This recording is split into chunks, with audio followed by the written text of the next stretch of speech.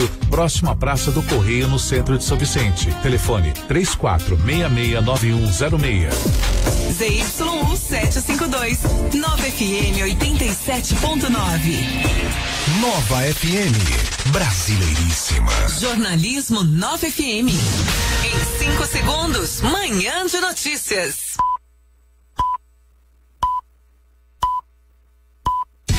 A partir de agora, Manhã de Notícias. Os fatos mais importantes do dia. Apresentação, Sheila Almeida.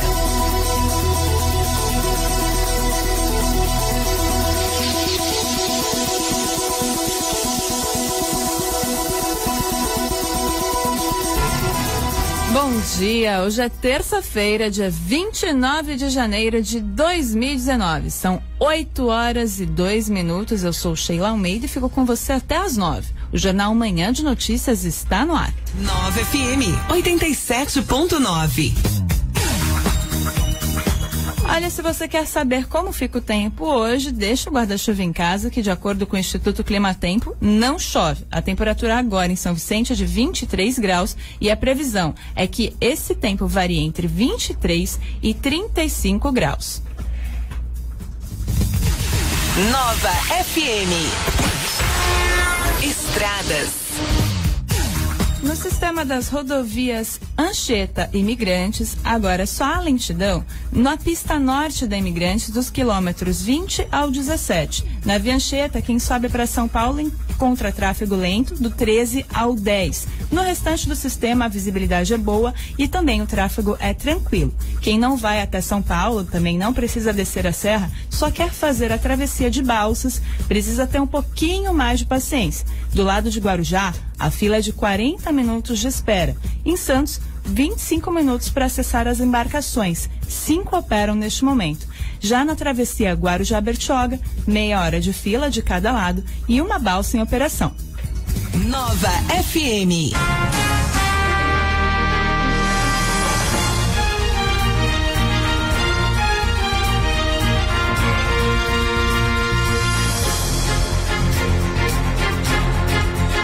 Você que nos acompanha nesta manhã de terça-feira sabe que ao meu lado direito está Neno Alvarez e você pode conferir que hoje ele está de laranja se você estiver no facebook.com/novafmsv, porque lá você encontra a live do programa e consegue ver o estúdio aqui, saber quem está com a gente, mas eu vou adiantar, se você não estiver no Facebook agora, eu dou o meu bom dia ao advogado Henrique França, presente aqui conosco.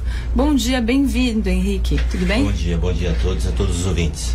Também o ambientalista Jeffer Castelo Branco, ele que é diretor da Associação de Combate aos Poluentes, a CPO, está aqui com a gente. Bom dia, Jeffer, tudo bem? Bem-vindo. Bom dia, obrigado pelo convite, bom dia a todos os ouvintes, é um prazer estar aqui mais uma vez com vocês. Prazer é todo nosso em recebê-lo, assim como também Hélio Lopes, ele que já foi secretário de Meio Ambiente em Guarujá, ele comenta sobre vários assuntos com muito rigor, com muita informação. Bem-vindo, Hélio.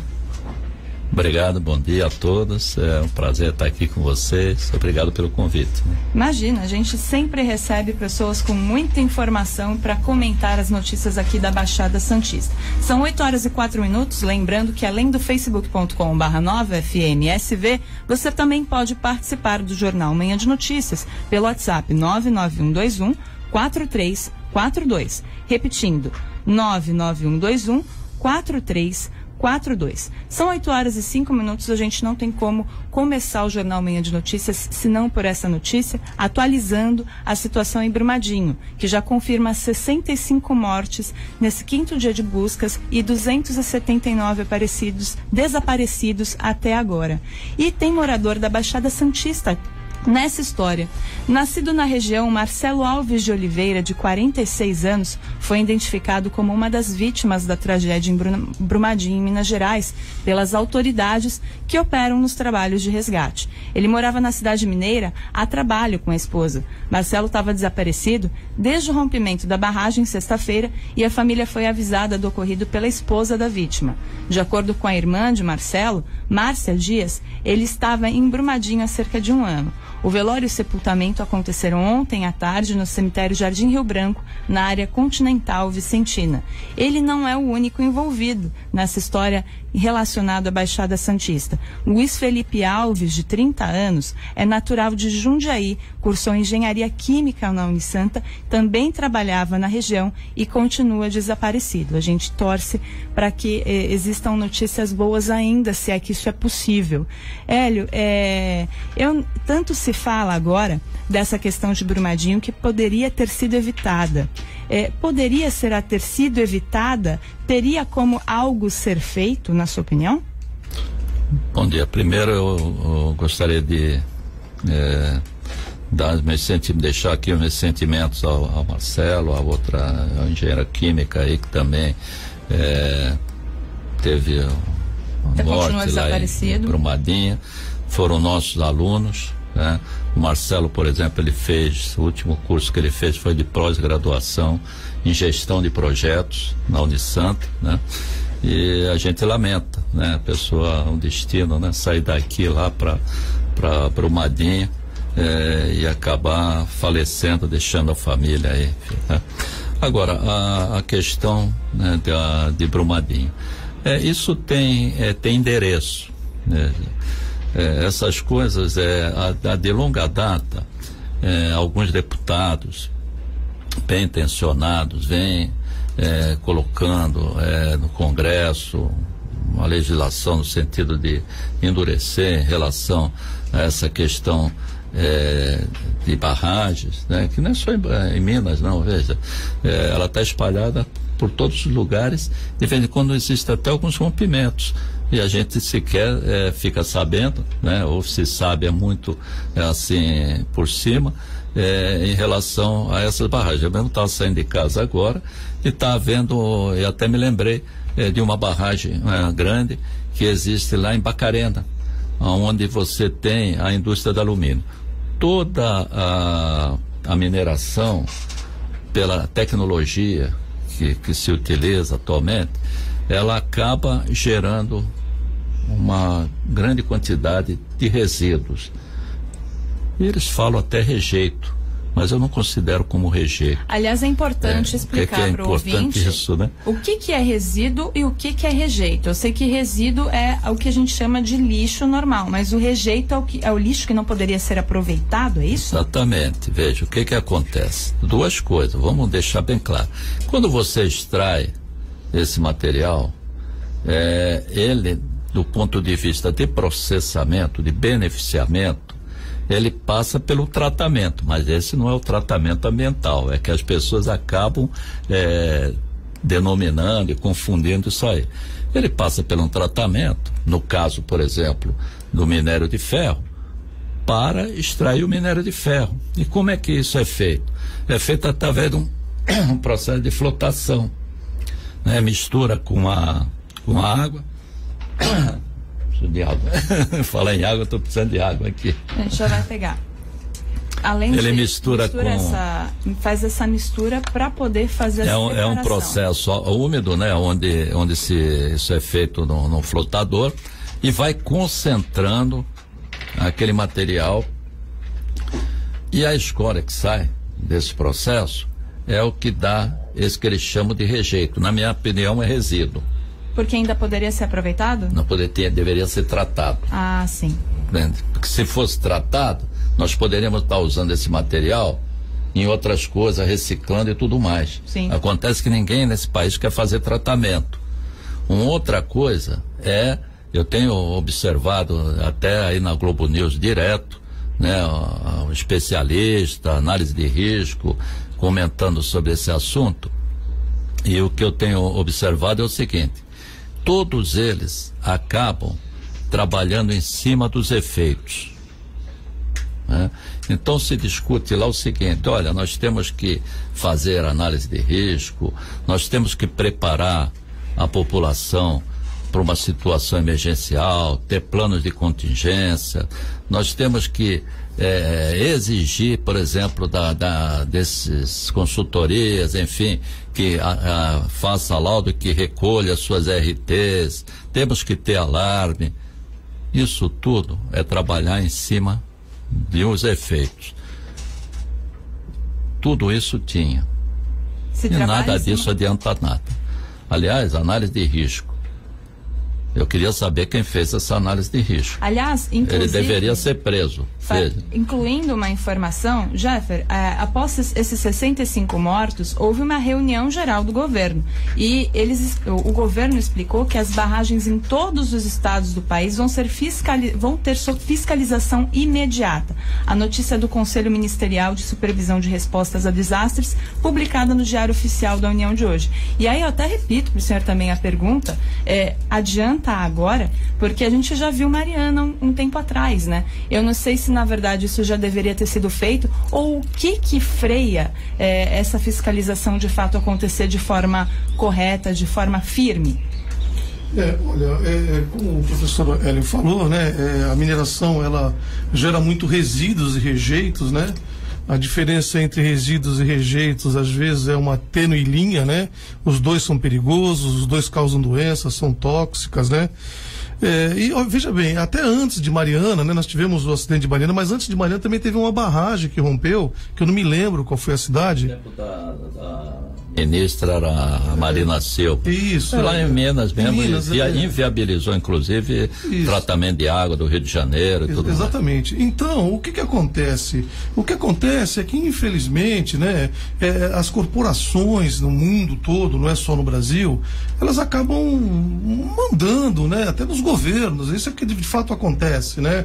E os interesses dela, obviamente, né, a questão de você cada vez ter mais lucro, a questão da produtividade, né, que é justamente aumentar a diferença entre despesa e receita, isso acaba fazendo com que várias empresas não invistam em segurança, economize aqui, economize ali, procure laudos técnicos, às vezes de baixa qualidade, né?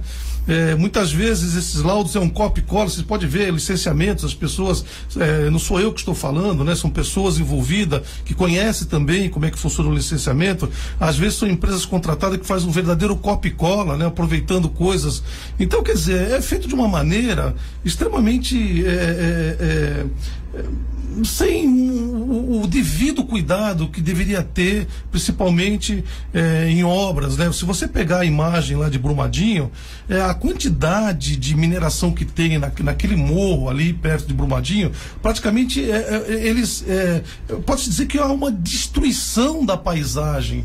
Eles acabam tirando quase que uma serra inteira, causando crateras, né, e buracos na paisagem, e largando às vezes lá de uma maneira pouco responsável, como você vê a questão de Brumadinho, e é muito difícil dizer que isso é um acidente, que é uma fatalidade, né, como o professor Hélio falou.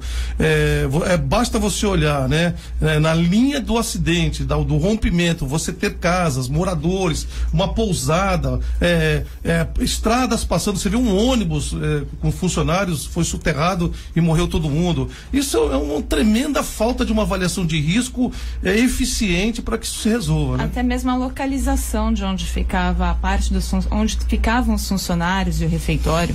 Exato, você vê que coisa absurda, não? Aliás, com isso que eu até passo também a palavra ao advogado presente no estúdio, o Henrique França. Aliás, repetindo no Facebook, o pessoal falou: Sheila, por favor, repete o nome dos convidados. Então, o advogado Henrique França, os ambientalistas Jeffer Castelo Branco, ele que é diretor da Associação de Combate aos Poluentes, e também o Hélio Lopes.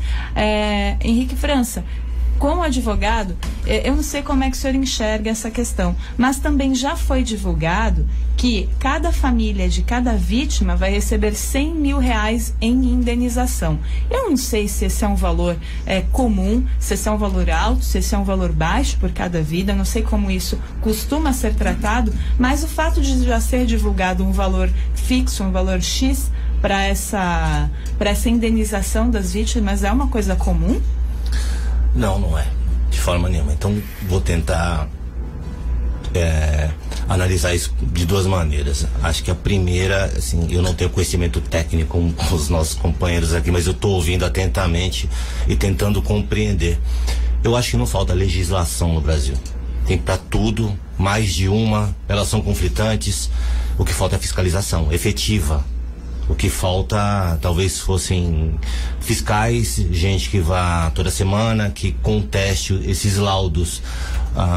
sistema de segurança, e não tem. Esse tipo de situação a gente vê em Brumadinho, a gente viu em Mariana, a gente deve existir em Carajás, que é no meio da selva e não tem ninguém, né? E não tem ninguém ali perto, e se tiver algum tipo de acidente a gente não fica sabendo. Eu acho que falta fiscalização efetiva.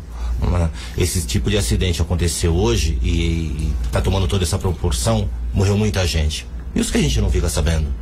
Os acidentes no meio da selva, no meio de lugares onde não atingiu ninguém. É um trabalhador ou outro e a gente acaba não ficando sabendo.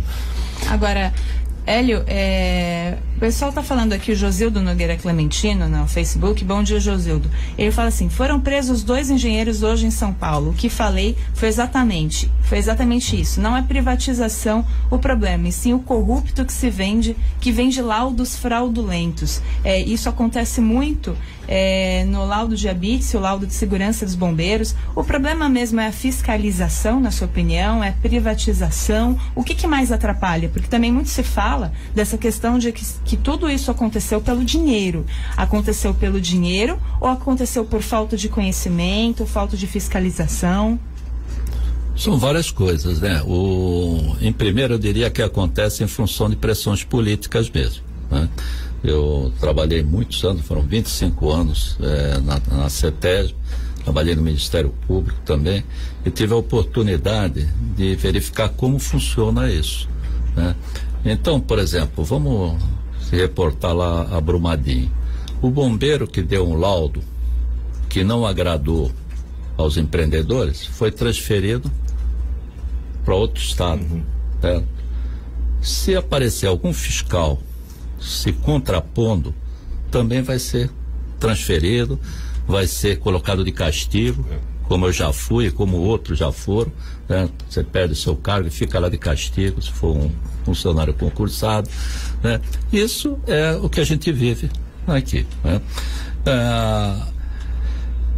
Por exemplo, de longa data, essas empresas já não deveriam mais receber licenciamento com essa tipologia de processo. É isso que eu quero falar. Eliminar a causa. Como? Por quê? Esses processos eles são anacrônicos. A própria empresa, a Vale, já estava em algumas linhas substituindo por processos secos. De desmanche, de tudo, processo só seco e não a úmido, porque o úmido é que gera esse volume enorme É possível dizer que então era uma tecnologia obsoleta? Exatamente. Então, já existe tecnologia mais avançada? Tem tecnologia no estado de Minnesota, nos Estados Unidos, inclusive descobriram tecnologias avançadíssimas, trabalha com inclusive a separação do minério de ferro por magnetismo. Então não se aplica não hoje, não se aplicaria além do custo, porque exatamente. Então veja, tudo isso começa porque o órgão ambiental ele tem um setor preventivo e um corretivo. O preventivo é aquele que analisa os processos de licença, é o que faz as exigências técnicas, né? E que vai lá depois ver se ele implantou realmente aquilo que foi exigido.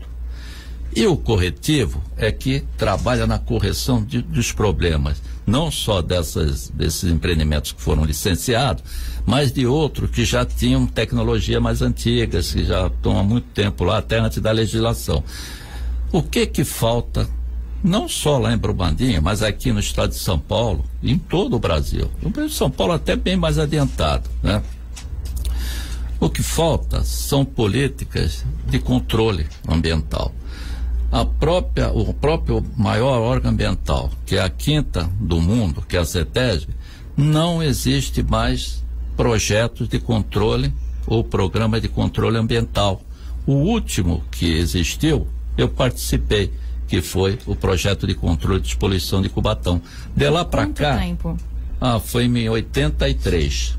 Veja, mais de 30 anos. Mas por que aconteceu esse desmantelamento? Não, o desmantelamento, ele acontece pelo seguinte, veja, existe muita influência política, influência da própria Ciesp, que é a empresa que defende as indústrias, tem essa pressão, sempre, né? Aliás, eles fazem parte até do corpo às vezes administrativo da empresa. Do conselho, pode só pegar. Peguem o conselho administrativo da CETESB. Você vai ver quem faz parte daquilo lá. E isso aqui no estado de São Paulo que é o melhor.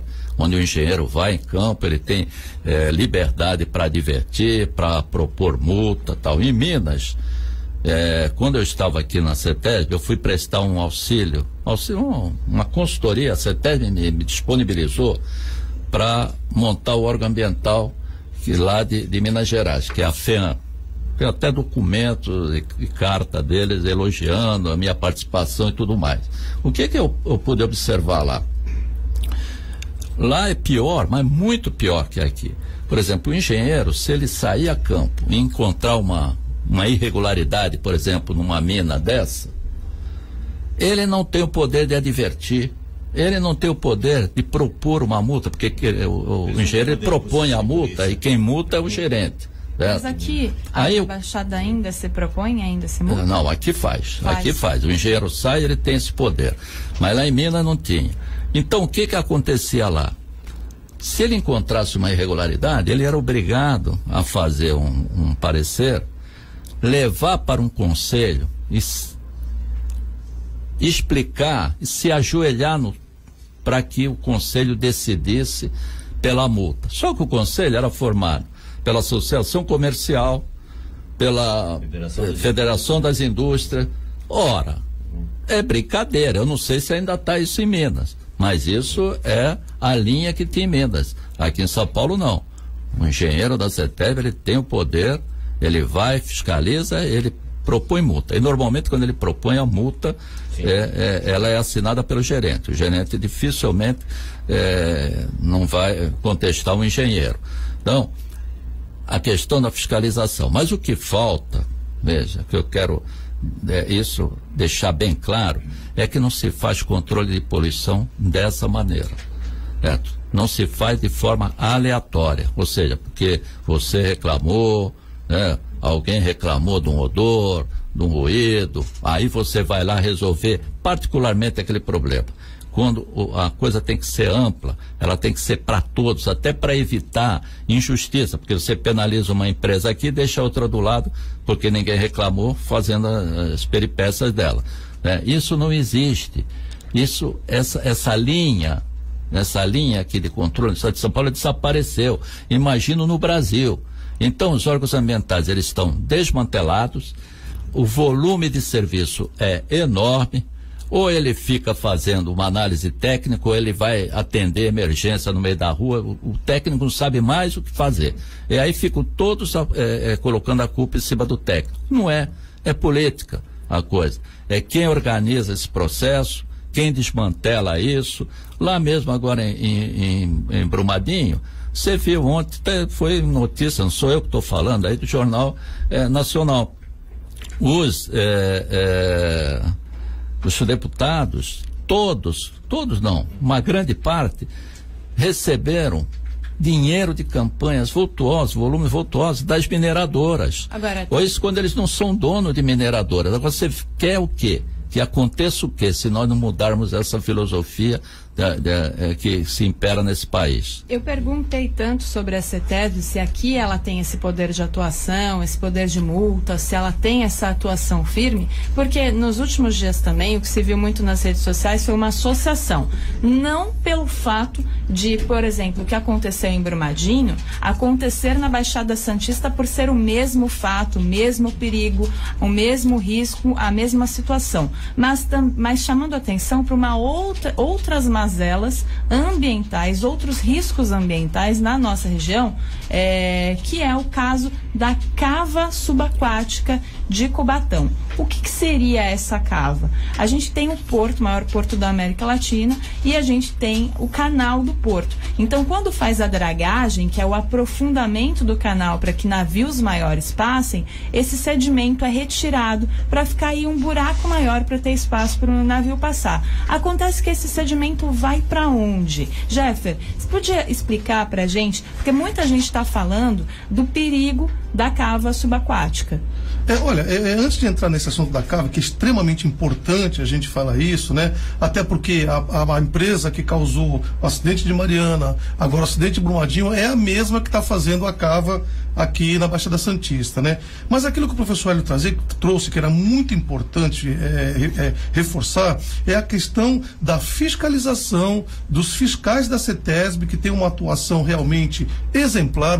Conheço alguns deles, que são pessoas extremamente capacitadas e diferente da questão política da CETESB, né? Que muitas vezes é retrógrada, que muitas vezes não protege totalmente o meio ambiente, e é o caso dessa nossa cava que tem aqui, que está acontecendo aqui na Baixada Santista, né? E uma outra coisa também extremamente importante, que o advogado, nosso amigo, já comentou também, é a questão dos conselhos, né? Você, por exemplo, quando o meio ambiente passou a ser olhado de uma maneira mais interessante, mais apropriada para proteger a saúde das pessoas e proteger o meio ambiente, isso começa na área da saúde. São os profissionais de saúde que começam essa atenção e começam a fazer as primeiras fiscalizações com o intuito da saúde. Posteriormente viram a importância de que essa atuação, que é uma atuação preventiva, inclusive em saúde, é uma questão de promoção de saúde, se criou órgãos especializados em meio ambiente, né? Esses órgãos depois se estabeleceram conselhos consultivos e deliberativos em torno desses órgãos que, no princípio, naquele momento ali na década de 70, 80, eram extremamente eficientes, né? Porém, com o tempo, esses conselhos foram acabando sendo, de uma certa forma, poderia dizer, infiltrado de pessoas de interesses, como o professor Hélio trouxe, de empresas que estavam sendo pressionadas, né? E os conselhos começam a se inflar e ter interesses outros que não eram interesse da coletividade, e os conselhos passaram a perder força. Assim como perder força a fiscalização, os técnicos que eram contrários a determinados empreendimentos eram remanejados para outro lugar, eram processados pela empresa. Inclusive, quando você externa opinião em rádios, no conselho, as empresas têm tido a prática de processar as pessoas que têm opinião contrária, ao invés de fazer uma discussão salutar para proteger o meio ambiente e a saúde pública. Mas, Jeffer, só para a gente fechar, porque a gente tem pouco tempo agora pro intervalo, a cava subaquática, só para explicar para as pessoas exatamente o que é, você saberia explicar para a gente? Olha, o professor Hélio vai explicar até com maior profundidade. A cava, ela é um equipamento utilizado no mundo todo, e existe dois tipos de cava, né? A cava confinada e a cava contida, né? Essas duas cavas são utilizadas no mundo todo e em determinados locais, né? Por exemplo, a cava contida geralmente é em alto mar que é colocada, né? Colocada numa profundidade tal que não atrapalha. A cava confinada normalmente pode ser feito próximo de estuários, mas uma cava confinada, que foi aquela que foi aprovada pelo Conselho de Meio Ambiente, é um buraco, né? Onde eles fazem um buraco, a confinada faz a selagem da parede com concreto ou um material que isole aquele produto do meio ambiente. O fundo dela, se não for, por exemplo, uma lama de holoceno, que é extremamente dura, mais dura e menos permeável do que o concreto, é extremamente bom, que nós não temos aqui no Brasil esse tipo de lama, né? Você pode colocar resíduos não nessa quantidade de contaminante que tem. Então você pode depositar. Acontece que o que colocaram aqui na Baixada Santista não é nem uma confinada, nem uma contida, é uma cava extremamente anômala, né? É um buraco, um buraco com uma rede, um lixão químico e enterrado no nosso algo que os persas conhecem há muito tempo, porque os gatos já faziam isso no passado. Acho que foi a melhor explicação, mas como são 8h30, eu vou pedir um minutinho para que você, nosso ouvinte da 87.9 da 9 FM, fique com a gente, porque a gente vai para o intervalo, mas voltamos já já. Se você quer saber exatamente como funciona a cava, quais são as outras possibilidades ambientais para esse problema, que é a retirada de sedimentos tem que ir para algum lugar, a gente conversa daqui a pouquinho, depois do intervalo. Fique aí. Estamos apresentando Manhã de Notícias. Você está ouvindo a 9 FM. Apoio. Informação importante. A validade do refil do seu filtro de água é de 6 meses. Depois, é necessária a troca do refil, senão você poderá estar tomando uma água sem filtrar, prejudicial à saúde. Pura Água e Ar. Vendas, troca do refil e assistência técnica de filtros de água e bebedouros. Todos os modelos e marcas. Posto autorizado IBBL, Platina e Soft Everest. Beba e respire saúde. Pura Água e Ar. Ligue 3040-2564. 3040-2564. Ou acesse www.puraaguaiar.com.br. São Vicente Central Offices. A melhor opção de edifício corporativo para quem procura um conjunto comercial para alugar no centro de São Vicente. Conjuntos comerciais de 46 a 631 metros quadrados. 2 elevadores, acessibilidade completa e monitoramento 24 horas na rua João Ramalho, 803. Central de Informações e Locações, telefones 3568-5447 ou 97414-1071. 97414-1071.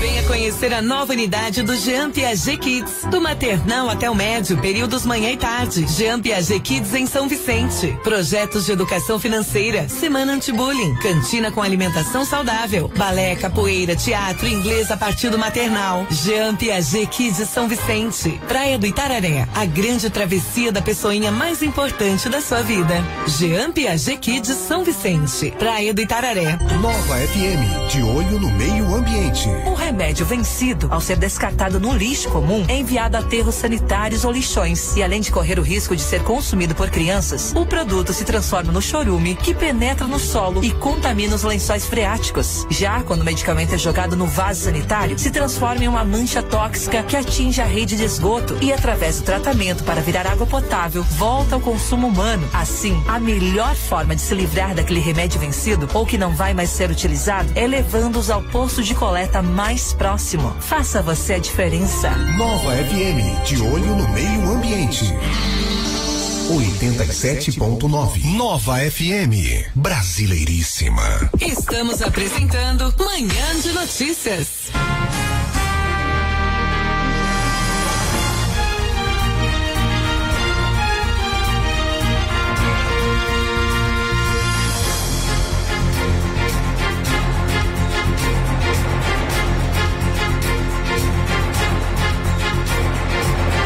Oito horas e 33 minutos, você está na Nova FM 87.9, no jornal Manhã de Notícias, que hoje fala especialmente do caso de Brumadinho, mas também vai tirar as dúvidas do que está todo mundo falando aqui na região da cava subaquática de Cubatão. Fizeram uma relação, inclusive, estamos aqui no nosso estúdio com o advogado Henrique França, com os ambientalistas Jeffer Castelo Branco e Eli Lopes, e estamos recebendo muitas perguntas e também algumas informações, algumas opiniões, e você é convidado a fazer o mesmo pelo facebook.com/NovaFMSV ou pelo WhatsApp da rádio, que é o 99121-4342. Repetindo, 99121-4342. Um dos ouvintes fala o seguinte: cava subaquática e Brumadinho, nada a ver. A partir da tragédia se começou a falar e forçar nas redes sociais uma série de comentários ligando essa coisa descabida entre os tristes fatos ocorridos em Minas Gerais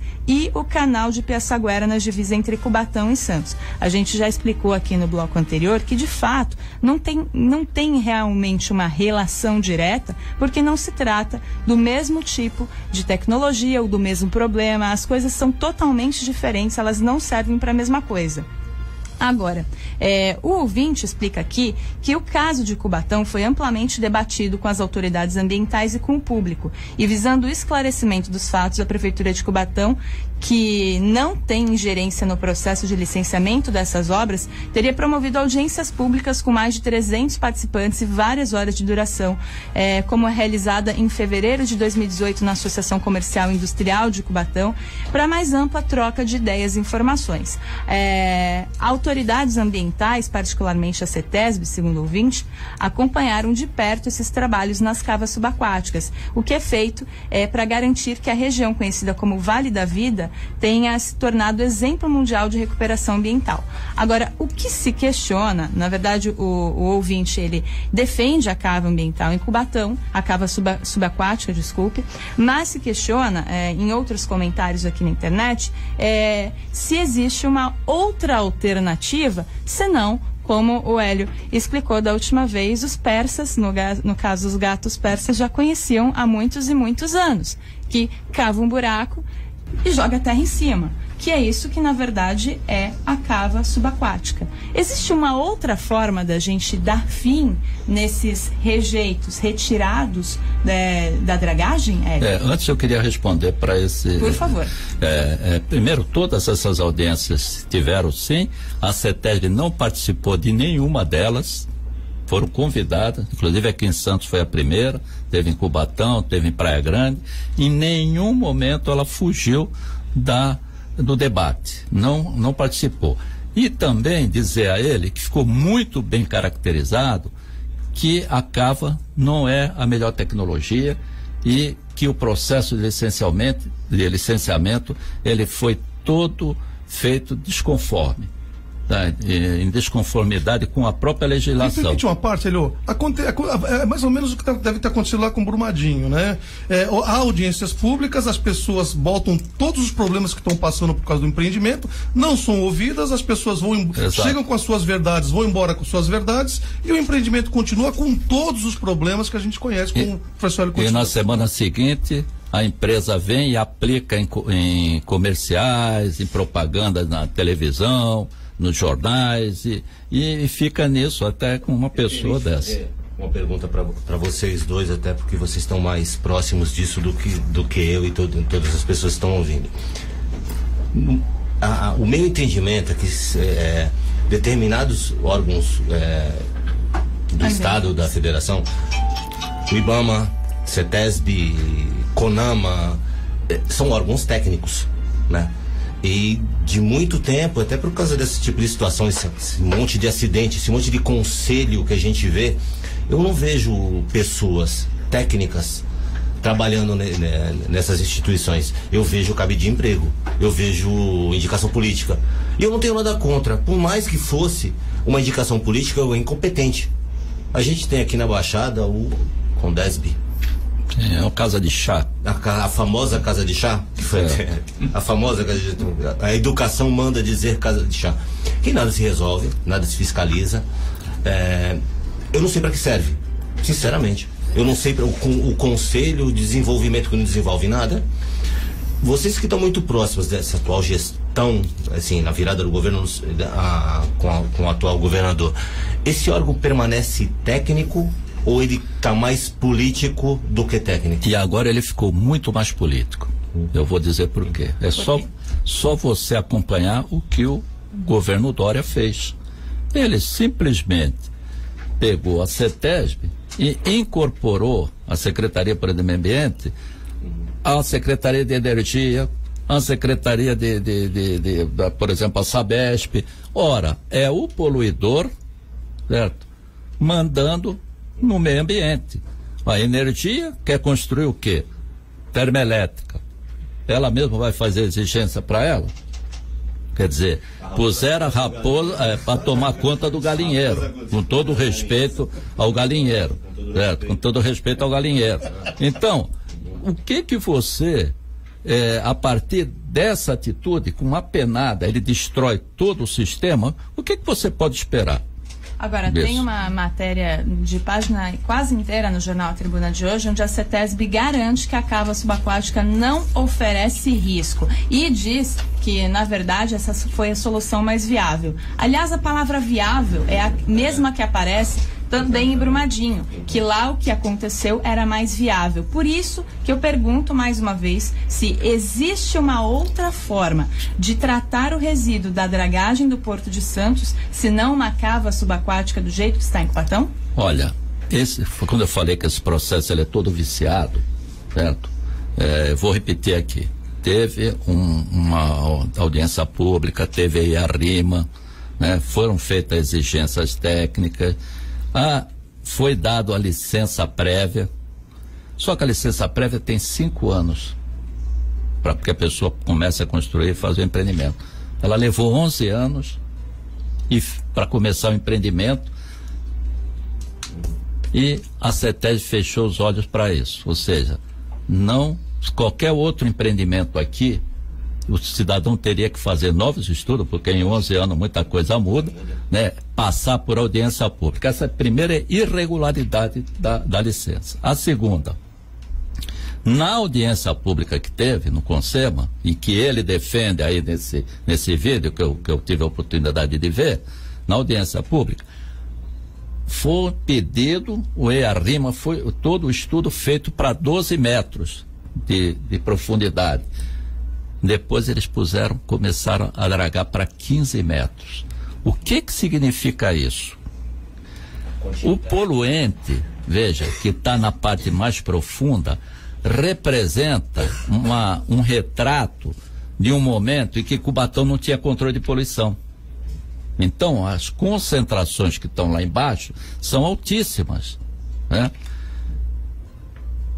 Com o passar do tempo, Cubatão passou a ter o seu controle de poluição, então o que fica na parte de cima são apenas os residuais, que vai vindo mais sedimento. Então, aquilo que foi dragado no início não tinha tanta concentração como de lá de baixo. Então, a segunda irregularidade é essa. Deveria, inclusive, ter passado, por quê? Por uma nova audiência pública. Terceiro, ele implantou isso em cima de uma área que era de expansão portuária. Não poderia. Quarto, isso para não vou ficar enumerando, eu vou parar no quarto, te prometo. Né? Ele está sendo processado, inclusive, faz parte da ação, o SPU. Por quê? Porque a empresa simplesmente se achou a dona do espaço que é de uso bem comum do povo, que é a área da União, o mangue. Ora, então, partindo desse princípio, você, construtor, vai lá e constrói um prédio em cima da água. E faz o que quiser com aquele espaço. Então, para você fazer qualquer obra, mesmo que submersa, você tem que ter a certificado do uso do espelho d'água. Mas a questão é toda só de ter certificado, de ter isso está tudo errado. Então, partindo desse erro, aí vem a escolha da tecnologia que você me pergunta. Sim. Certo? Então, todo o processo já está errado. Sim. Aí vem a escolha da tecnologia. Em 1983, Cubatão fez o plano de controle ambiental. Na época, em 83, a CETESB já utilizava e exigia das empresas, eu tenho isso em casa, inclusive, a melhor tecnologia prática disponível. Sempre. Então, os filtros que foram colocados lá eram filtros de melhor tecnologia. Filtro manga, lavadores de gases, né? Sempre se exigiu. Passaram 30 anos e ela exige a pior tecnologia. O que ele colocou aqui da cava, que ela existe no mundo, existe. Porém, ela já é anacrônica, ela já não está sendo mais utilizada. E quando utilizada, é utilizada uma quantidade muito pequena, no máximo 400 mil metros cúbicos. E sem a carga de contaminantes que existe. Exatamente. Essa é uma cava para 2.400.000 metros cúbicos e com uma carga de contaminante, eu vou citar só um dos poluentes, que é o benzoapireno, que é um hidrocarboneto aromático policíclico, 1000 vezes superior ao padrão, para você ter uma ideia, ao padrão que a CETESB usa para solos em áreas industriais, né? Então, isso aí só... Agora, existe, por exemplo, tecnologia para tratamento? Lógico. Eu pessoalmente tive com o Ministério Público, promotor da Auri, com a Ana Paula, na Antuérpia, em Londres, quando estava construindo o Centro Olímpico de Londres, porque estavam construindo aqui em Santos a BTP e precisava de uma tecnologia para os resíduos. Nós tivemos lá e eles tratam o sedimento nessas unidades. Então, por que não se exigiu o tratamento? Se a gente for nessa filosofia que ela está defendendo aqui, que a CETESB vem aqui a público fazendo porta-voz da VLI, porque ela fez a burrice que fez, e agora tem que defender isso eternamente.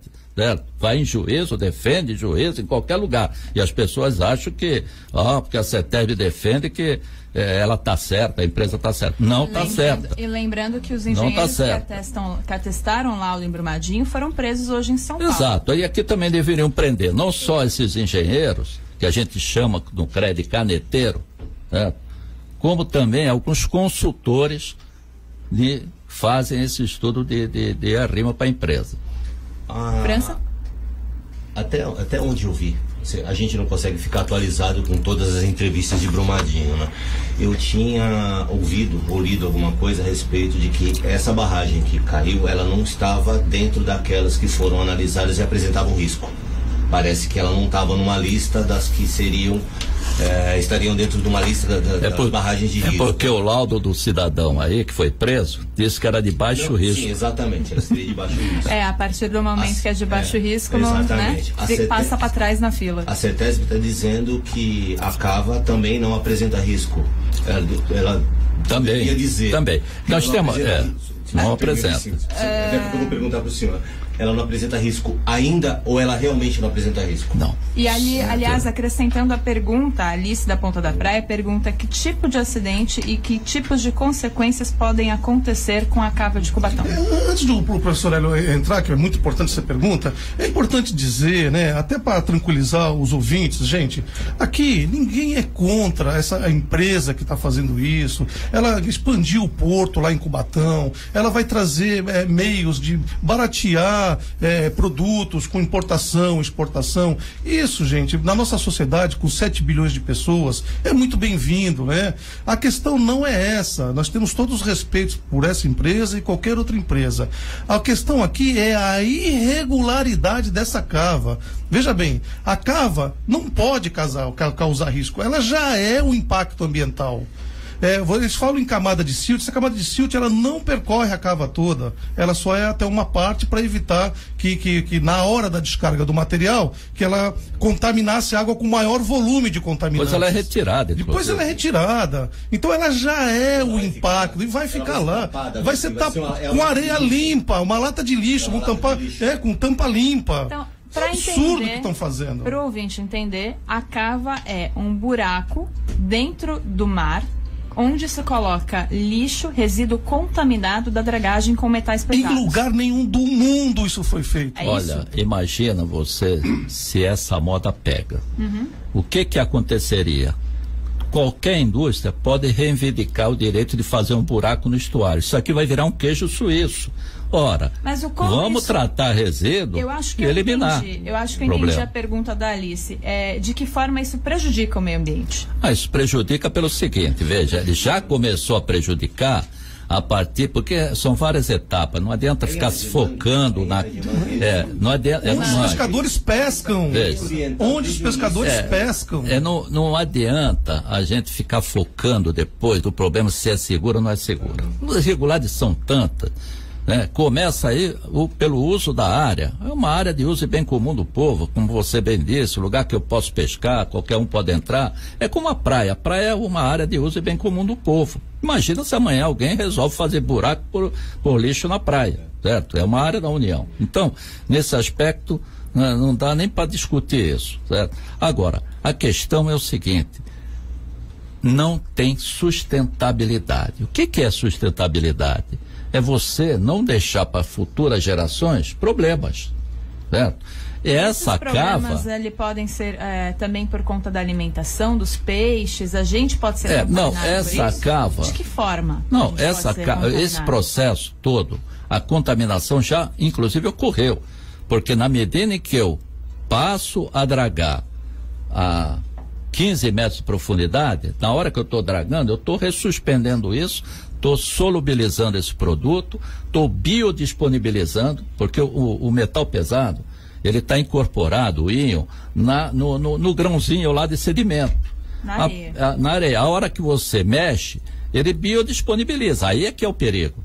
Porque a hora que biodisponibiliza, os micro-organismos se contaminam, o peixe acaba absorvendo isso, e o último elo dessa cadeia alimentar é o ser humano.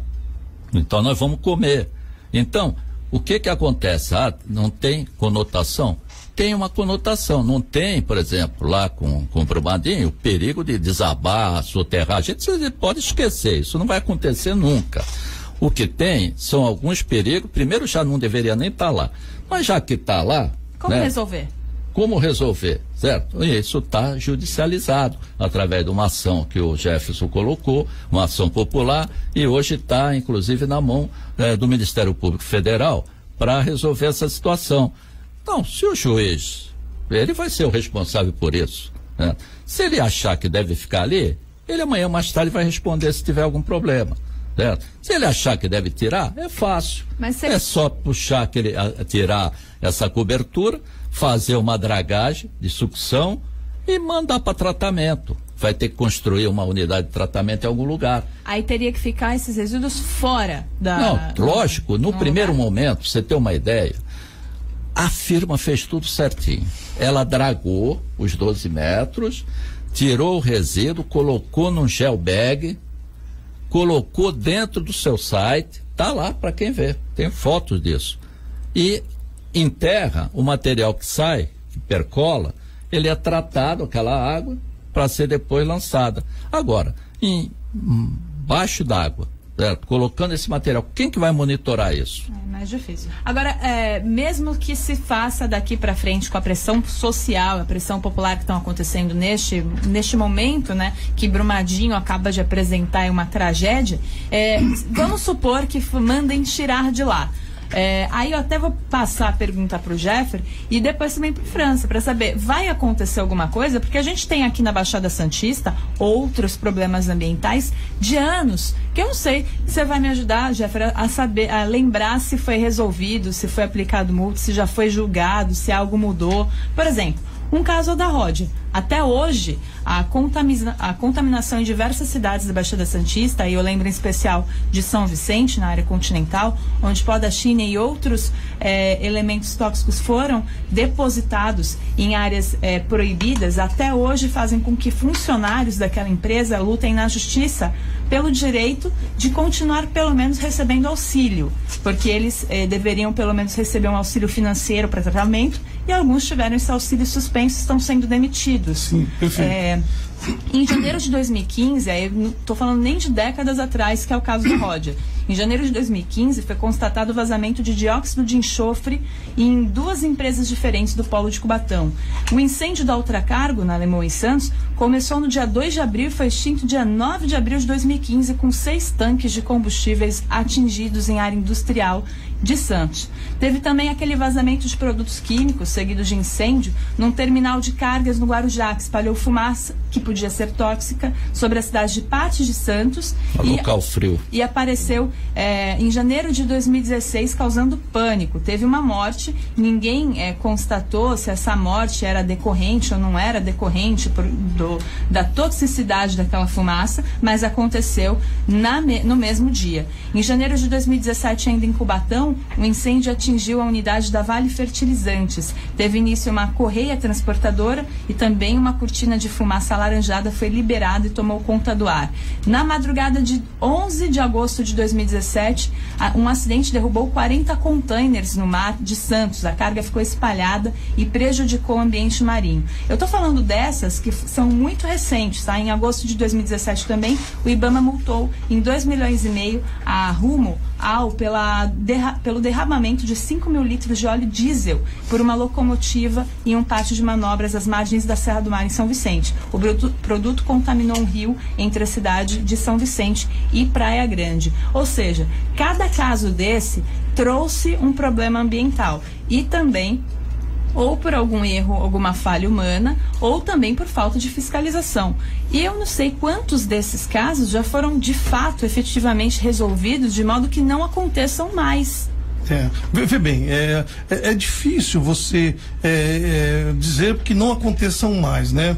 A questão é, quais são as medidas que estão sendo tomadas para que isso, se acontecer, aconteça de uma maneira controlada ou que as pessoas possam ser socorridas de uma maneira rápida. Por exemplo, no incêndio da Ultracargo, ficou 9 dias de incêndio e as pessoas do lado ali, do bairro da Alemoa, do São Manuel, cheirando aqueles gases, porque Porque quando queima, gente, quem vê de longe vê só a fumaça. Quem está perto está recebendo toda a carga de contaminante e de partículas pesadas que caem sobre os telhados de suas casas, sobre seus carros, seus animais, suas roupas. É um negócio tremendamente terrível, né?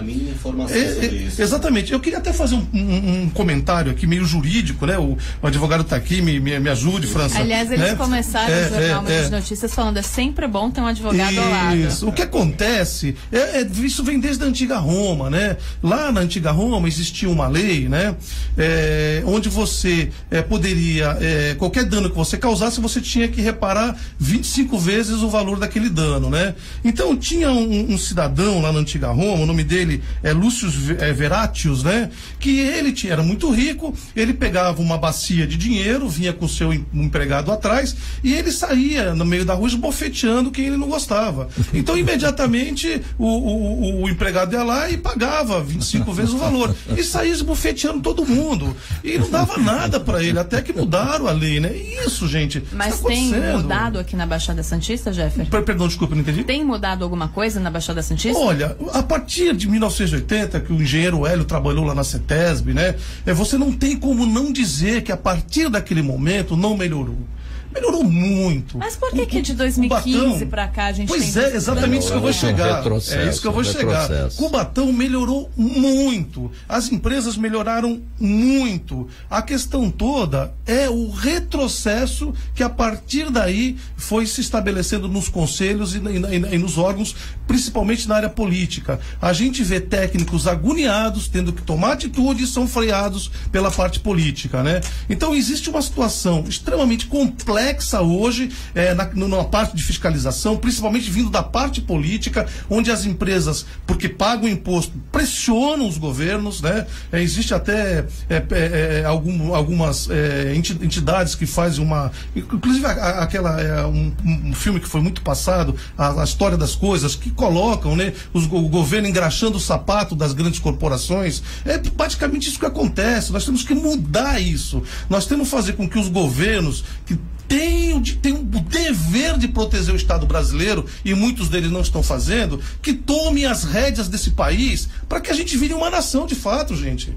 Nós não podemos continuar na mão dos interesses que não são os interesses públicos, e sim os interesses particulares. E para isso a gente tem que ter governos fortes, nós temos que ter pessoas competentes, pessoas que de fato estão interessadas na proteção do país e da saúde das pessoas. É isso que a gente precisa. Agora, só para a gente lembrar, tem gente perguntando aqui na internet mais uma vez como fazer para resolver a questão da cava, porque tá ok, a gente já entendeu que não que apesar de ser viável, ou seja, economicamente é uma boa saída, a gente não sabe que não é a melhor solução.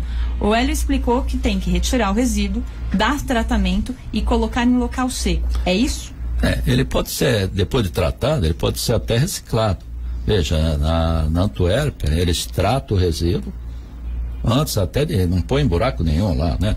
Uma hora está fazendo a dragagem, vai para um local em terra, esse resíduo vai sendo gradativamente sendo tratado, e depois esse sedimento é utilizado em terraplanagem, construção de estradas, senão nós vamos criar verdadeiras montanhas, ou no caso, como a cava, verdadeiros buracos ao longo do estuário, enfim, do mar aí, né? Então, a solução é o tratamento, né? Não existe outra solução. Só que o tratamento, ninguém quer investir em tratamento. Esse é o problema. E aí pressiona os órgãos ambientais, aparece sempre algum técnico querendo fazer uma benemerência, né? E dá esse tipo de licença que está sendo tudo hoje judicializado. Está tudo na mão da justiça. E o senhor acredita, com a sua experiência e a sua atuação durante todos esses anos, né, nessa parte ambiental, deve mudar alguma coisa ou mais uma vez vai ficar como está? Não, eu acredito que vai continuar como está. Dificilmente vai mudar. Só para as pessoas saberem, o tamanho dessa cava, ela tem 25 metros de profundidade, se bem que, não, eles falaram 15 metros de profundidade. Não, 25. 25 metros. 25 por 400. Por 400 metros de diâmetro. Para as pessoas terem uma ideia do que são 400 metros, um campo oficial da FIFA tem de largura mais ou menos entre 20 e 25, seriam mais ou menos 20 campos oficiais da FIFA de lateral. Não a parte maior. A parte menor, 21 do lado do outro, mais ou menos, equivalem a esses 400 metros de diâmetro desse buraco que fizeram lá para colocar todo o resíduo retirado. Você ia falar?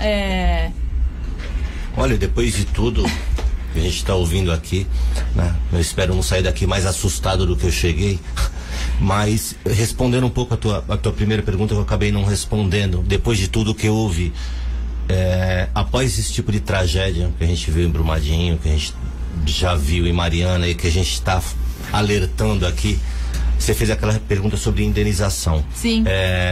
Primeiro, pelo que eu ouvi, aquilo não se trata de indenização. Eu acho que eles estão querendo algum tipo de ressarcimento para as famílias atingidas. Não é, porque não existe um processo judicial, não existe uma imposição de nada. Mas lembrando que, independente do valor, a morte não tem indenização. Nem para quem morreu e nem para as famílias que perderam tudo, né? Prevenir é melhor do que esse tipo de remédio. E depois do que a gente está ouvindo aqui, talvez seja muito mais barato melhorar toda aquela situação, melhorar a situação da cava, do que a gente esperar que aconteça algum tipo de tragédia que a gente nunca espera que aconteça. Não é para ser notícia, e a gente vai voltar aqui conversando sobre algum tipo de tragédia, mas investir na prevenção, porque não existe, independente do valor, nenhum tipo de indenização para quem morreu.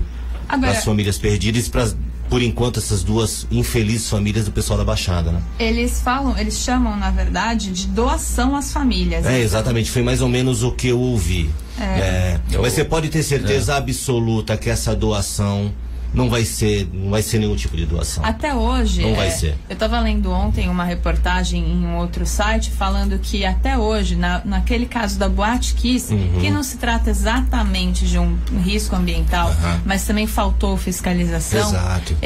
Até hoje se contabilizam mortes da Boate Kiss. E essas mortes são decorrentes dos pais desses familiares as sequelas que estão morrendo tragédias. Por sequelas da quantidade de antidepressivos, inclusive. Cidade, jovens amigos. Porque eu disse que isso deve ser difícil de mudar.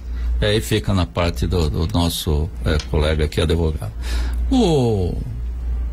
Em qualquer país sério, né, veja você, se você tiver um papagaio dentro da sua casa, ou pescar em algum lugar aí que não deveria pescar, você terá uma multa, será processado por crime ambiental, será até preso.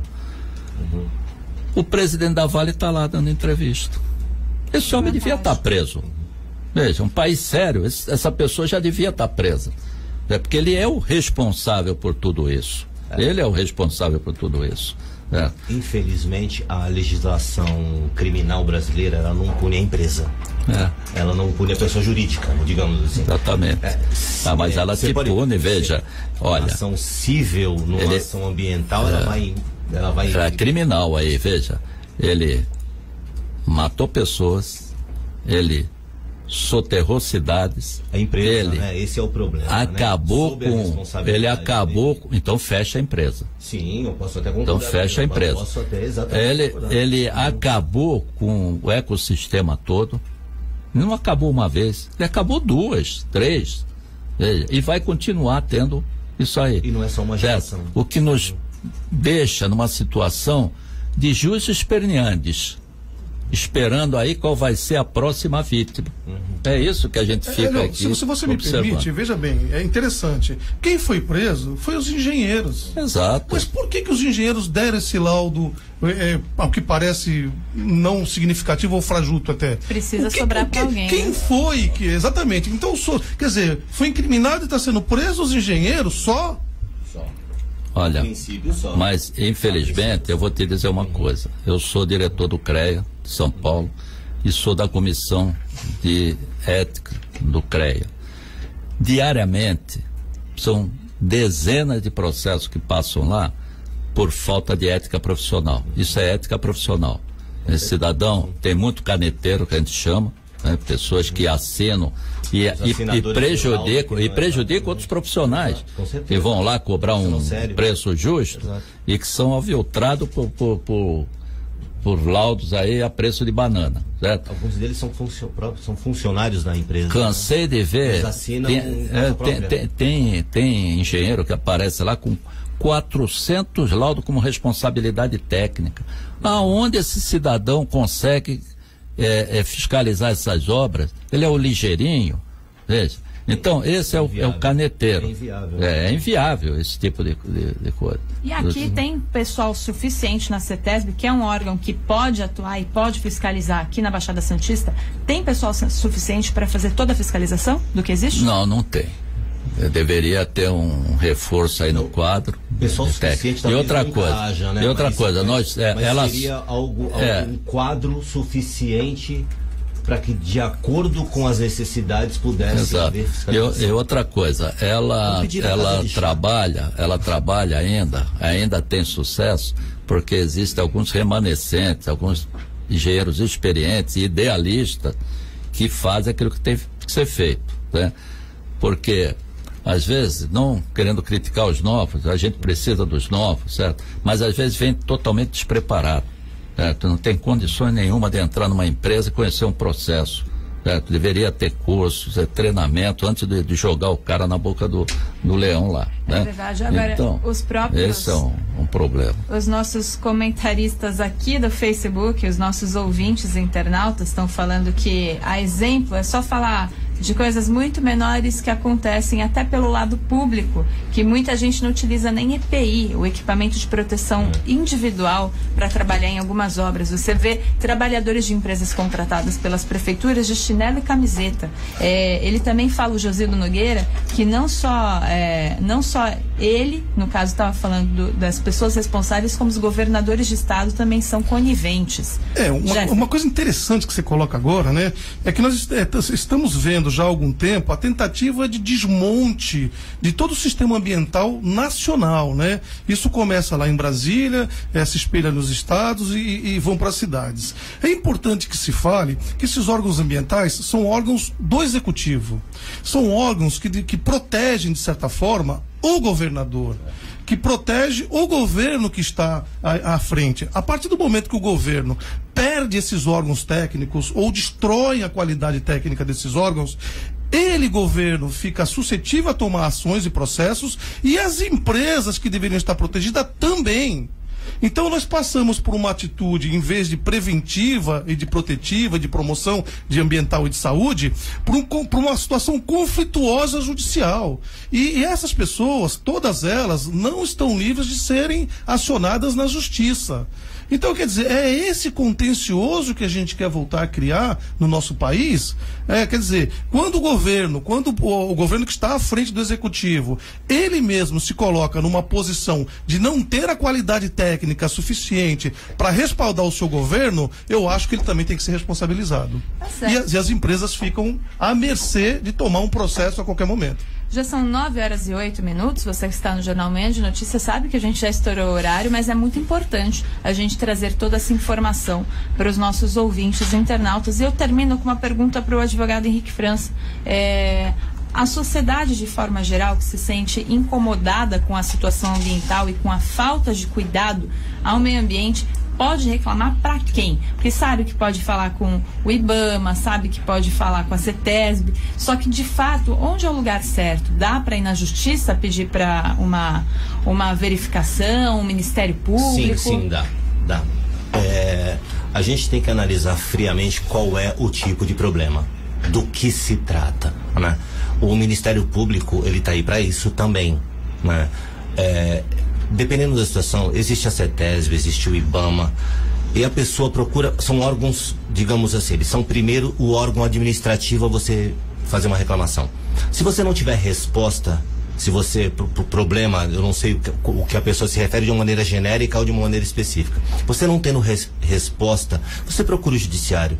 O Ministério Público, ele tem um promotor ou uma seção, um departamento ambiental, basta procurar. Eu tenho certeza que aqui em São Vicente, Santos, os dois promotores que a gente mais conhece, que é o Dr. Dauri e aqui a doutora Almáquia, eles são muito atuantes no que diz respeito a isso. Eu acho que se você tiver algum tipo de problema, basta procurar e você vai ter, no mínimo, uma ação judicial atendendo aos seus interesses. Tá certo, eu agradeço então aos nossos internautas, a participação aqui pelo WhatsApp, a participação pelo Facebook. Bom, teve lá com a gente muita gente, aliás, teve uma pessoa que está reclamando aqui que a gente não deu uma notícia de São Vicente, então eu vou falar. O José Luiz Prieto está aqui no Facebook falando que uma das principais vias de acesso aos bairros da área continental, que concentra uma população de mais de 150 mil habitantes, a Avenida do Quarentenário, vai abrir uma passagem para que São Vicente dê mais um grande passo rumo ao futuro, e foi inaugurada uma duplicação de via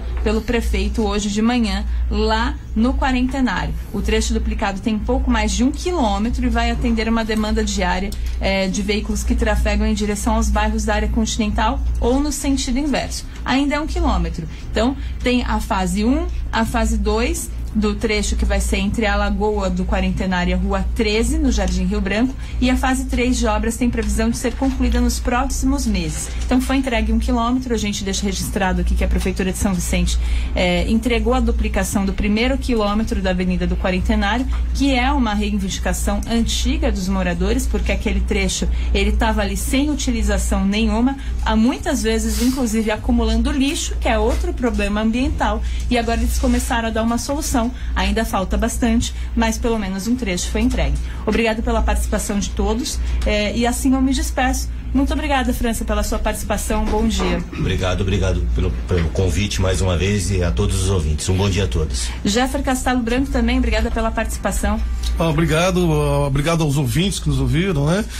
E a solução tem, gente, é a participação da população. Precisamos nos informar mais, né? Ter a informação de qualidade e participar. Se a população tomar as rédeas do seu local, do seu território, a gente muda esse país. Hélio Lopes trouxe também muita informação, muita explicação pra gente. Afinal, esse tema, principalmente da cava subaquática, estava sendo muito questionado e o pessoal estava sem entender do que se tratava exatamente, porque é uma coisa que muita gente nunca ouviu falar. Então, muito obrigada também pela participação. Seja sempre bem-vindo aqui ao Jornal Manhã de Notícias. Obrigado, eu que agradeço.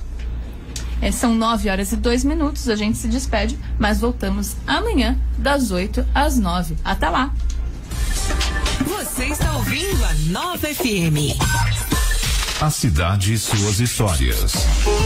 Um parque com mais de 8.000 metros quadrados em meio a um dos pontos mais movimentados de São Vicente. Essa é a Praça 22 de Janeiro, que fica bem perto da Biquinha de Anchieta. A praça se destaca não apenas pela grande área verde, mas também tem brinquedos para crianças, lanchonete e sanitários. Um dos principais monumentos é bastante antigo e faz referência ao 4º centenário da fundação da cidade. Praça 22 de Janeiro, um espaço de lazer, contemplação e divertimento para moradores e turistas. A cidade e suas histórias. ZYU 752, Nova FM 87.9. Auto Aventura. Informações, novidades, tudo sobre o mundo automotivo. Agora, na Nova FM, com Paulo Rogério. Ao mesmo tempo em que reclama da baixa lucratividade em meio até a ameaças de deixar a América do Sul, a Chevrolet segue com os planos de investimentos no mercado brasileiro, pelo menos em termos de produtos. Modelos consagrados por aqui vão passar por renovações em breve e os testes estão acontecendo. Tanto é que o Auto Aventura flagrou um Prisma circulando camuflado na rodovia dos Imigrantes. Um sedã mostrou que terá faróis compactos com monoparábola e grade dividida com uma barra estreita e cromada. A parte inferior tem uma grelha maior que a atual. As molduras laterais vão ter faróis de neblina na parte superior. O Cruze 2020 também andou sendo visto, mas foi em São Paulo. Ao que consta, ele terá o mesmo conjunto óptico frontal, enquanto a grade adota uma barra cromada com grelhas estilizadas. O Cruze 2020 ganha molduras laterais diferenciadas com detalhes cromados e as rodas estão bem próximas do modelo que é vendido nos Estados Unidos. Da Baixada Santista, Paulo Rogério. Auto Aventura, Nova.